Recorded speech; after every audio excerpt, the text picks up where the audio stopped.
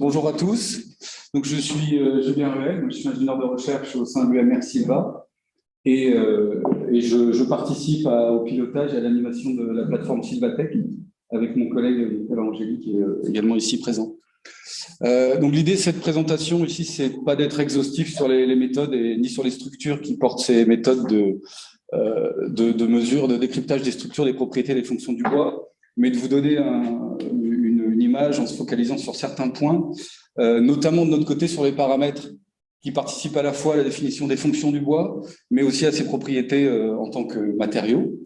Et on va se partager cette présentation entre deux infrastructures scientifiques collectives du département Ecodiv, qui sont la plateforme Silvatech, donc de notre côté, et du côté de Phénobois, donc d'une autre plateforme, avec nos collègues Nathalie Boiseau et Nassim Belmokhtar, qui feront la deuxième partie de la présentation. Donc un petit point de contexte, en tout cas sur l'identité de Silvatech. Donc c'est une plateforme d'analyse et d'imagerie des structures, des propriétés, des fonctions de l'arbre, sous multistress dans son écosystème.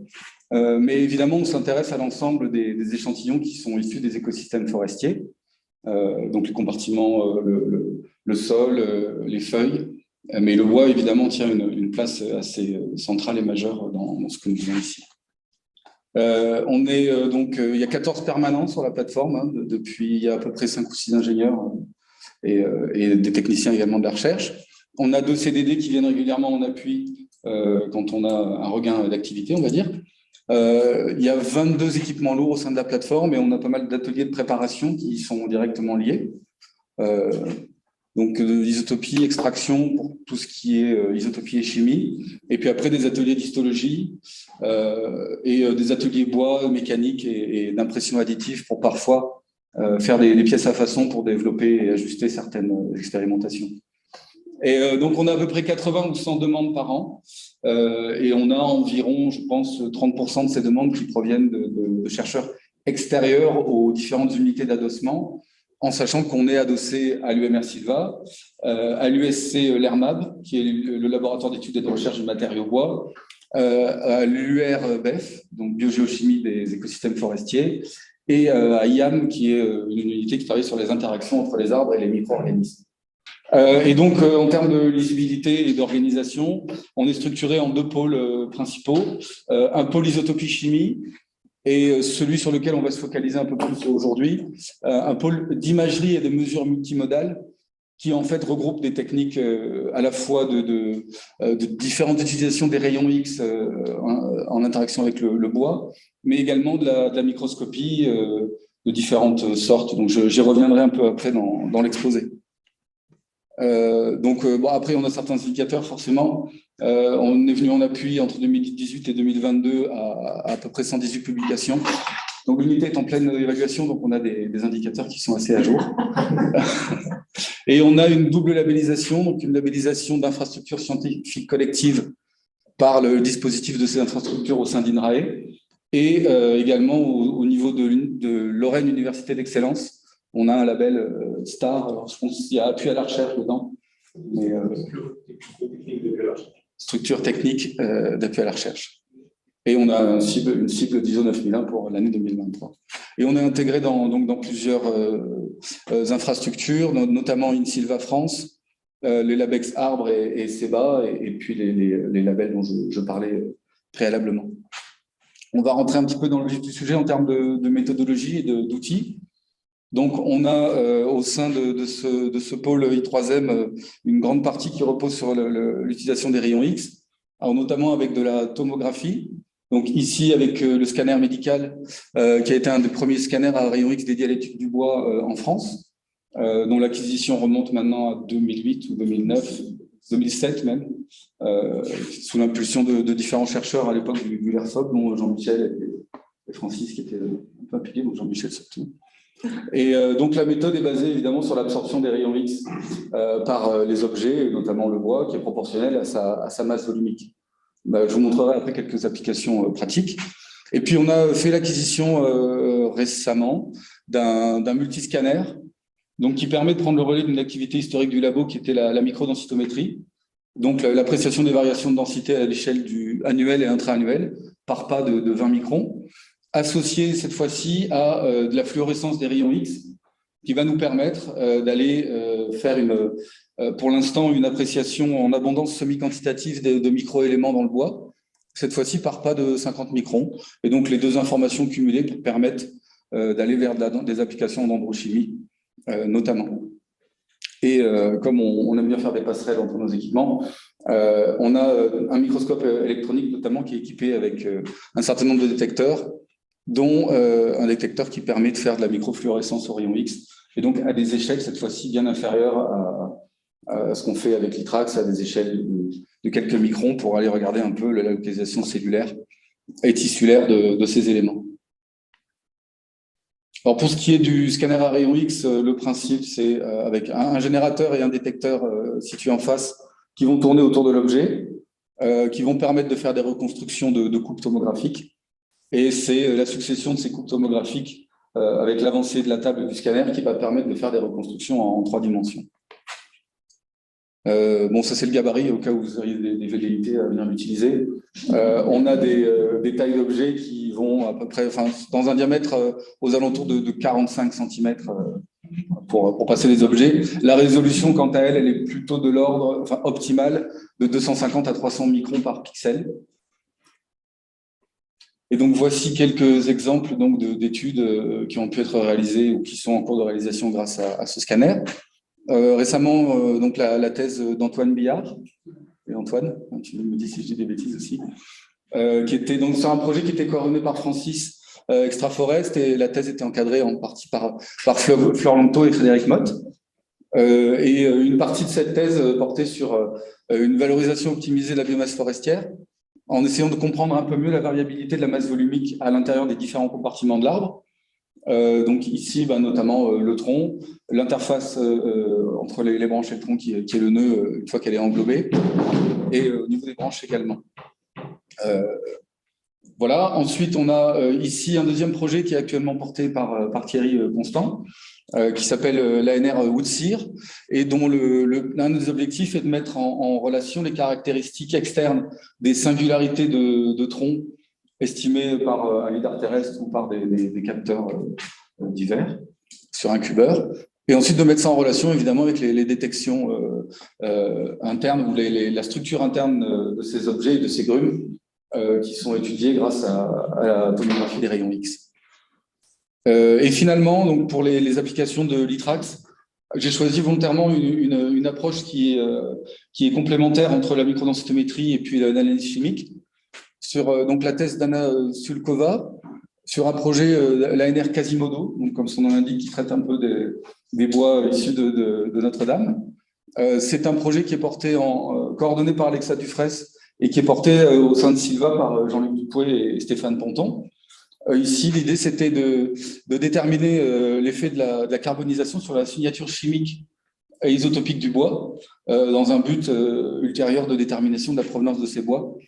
Donc, on a regardé, l'idée, c'était de regarder un petit peu l'évolution de la signature chimique avec des degrés de carbonisation qui évoluaient, divers.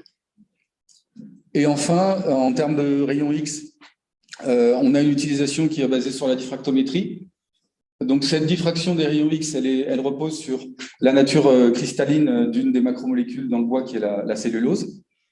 Et donc, grâce à ces techniques, on va réussir à la fois avoir des informations sur l'orientation des microfibrilles de cellulose dans la paroi, qui, on va le voir, va avoir une influence directe sur les propriétés du bois, de la paroi d'abord et puis du bois par la suite.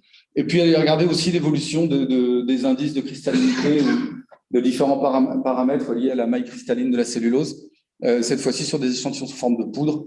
L'angle des microfibrilles se fait bien sûr sur des échantillons massifs dans lesquels cette cellulose est orientée telle qu'elle est dans l'individu. Alors ici, ça illustre un peu les relations qui peuvent exister. Ici, on a la relation entre le module d'élasticité spécifique du bois et l'angle des microfibrilles. Donc, le module d'élasticité spécifique, c'est le module divisé par la densité. Ça permet à la fois d'approcher un peu ce qui se passe à l'échelle de la paroi, mais aussi d'aller comparer différentes espèces beaucoup plus facilement.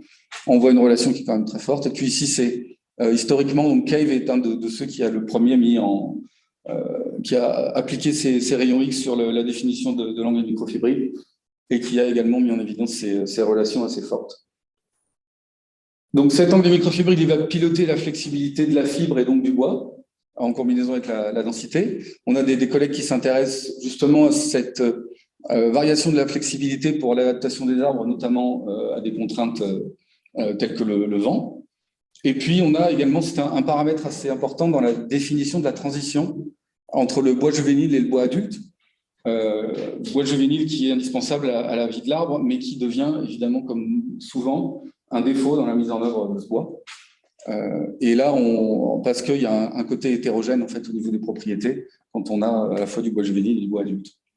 On a ici l'exemple du Douglas, avec donc un angle de microfibrile qui va être assez élevé à cœur, qui va ensuite diminuer.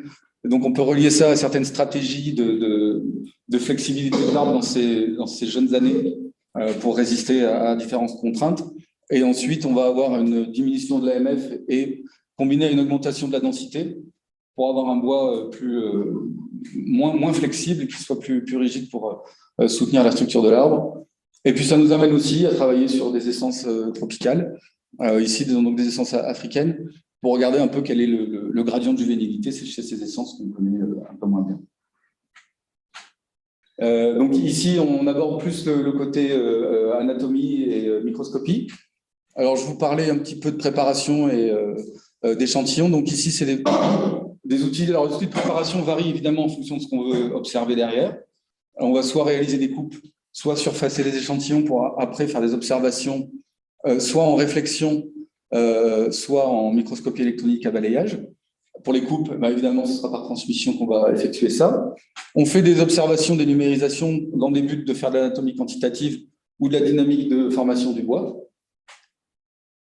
Et après, nous avons différents outils d'observation, un microscope confocal qui au départ était hébergé au sein de l'unité IAM et qui s'est aggloméré à notre pool d'équipement, et un microscope à dissection laser. Je vais maintenant vous parler un petit exemple d'anatomie quantitative et je passerai la parole à Christophe Rose, un collègue qui travaille sur la microscopie électronique et qui porte avec moi le poly 3M. On a ici un exemple d'anatomie quantitative et de formation du bois avec la thèse d'Ignatius Adicurnia, thèse qui est coordonnée par Cyril Radgeber et qui traite de la dynamique intra-annuelle de la séquestration du carbone associée à une étude du dépôt de la lignine dans des essences de feuillus et de résineux. Donc ici, un exemple plutôt de résineux. L'idée, c'est de combiner des informations à la fois à l'échelle du CERN et de la formation du bois en microscopie photonique et en lumière polarisée, pour aller voir un petit peu les différents stages de différenciation cellulaire et à quel moment on a la cellulose qui s'organise et la lignine qui vient s'installer. Et on va en plus récupérer des informations grâce à la microscopie confocale sur la dynamique de dépôt des lignines et la quantification de ce dépôt grâce à des observations en fluorescence. Voilà. Là, je vais laisser la parole à Christophe, donc, qui gère toute cette partie microscopie électronique. Donc, bonjour à tous, pour ceux que je n'ai pas vus ce matin. Donc, dans le pôle 3M, comme l'a présenté Julien, on a des aspects donc en fait, on va couvrir un peu toutes les microscopies, y compris, et depuis longtemps, en fait, sur Champenoux, la microscopie électronique à balayage. On a la chance d'être équipé de deux équipements lourds, comme on dit à l'INRA, en microscopie électronique à balayage, avec des différences entre les deux MEB, qui sont pour nous importantes pour pouvoir différencier les aspects soit d'imagerie ou de micro-analyse. Dans cet appareil, on va faire de l'imagerie à très haute résolution, c'est-à-dire à fort grandissement, mais fort pouvoir séparateur. Ici, on est dans une structure cellulaire d'un échantillon de Patrick Euray, qui est infesté par des champignons Alors, vous voyez un peu le grandissement. Là, on a un micromètre. Voilà. On a un micromètre. Voilà, ça c'est l'anecdote. Et puis, ces deux équipements donc, sont équipés de... et là, ce que je voulais dire, c'est que seule la haute résolution nous permet d'acquérir ce type d'image et de l'interpréter. Les deux appareils sont en cryomicroscopie, c'est-à-dire que l'on peut observer des échantillons qui nous concernent biologiques hydratés en conservant l'eau sous forme de glace, donc en refroidissant les échantillons à moins 140 degrés dans la chambre du MEB sous un vide très puissant. Et puis, on a des aspects de microscopie corrélative sur les deux qui nous permettent de passer d'un MEB à l'autre ou d'un microscope confocal à l'autre, ce que je vais tenter de montrer rapidement dans l'exemple suivant, et nous permettent de cumuler des données, de les interpréter différemment à partir de différents appareils. On va travailler sur les mêmes régions d'intérêt et on va les corréler ensemble. Le deuxième appareil qui est donc plus récent, qui est arrivé en 2021, fin 2021, nous permet, et on a récupéré des spectromètres existants sur un ancien appareil, nous permet de faire la micro-analyse et donc de qualifier la matière au sein de ces structures. Voilà. Donc ici, on peut voir par exemple un spectre. Alors c'est de la spectroscopie essentiellement, la spectrométrie, on y travaille, mais le quantitatif, c'est très dur sur des échantillons biologiques.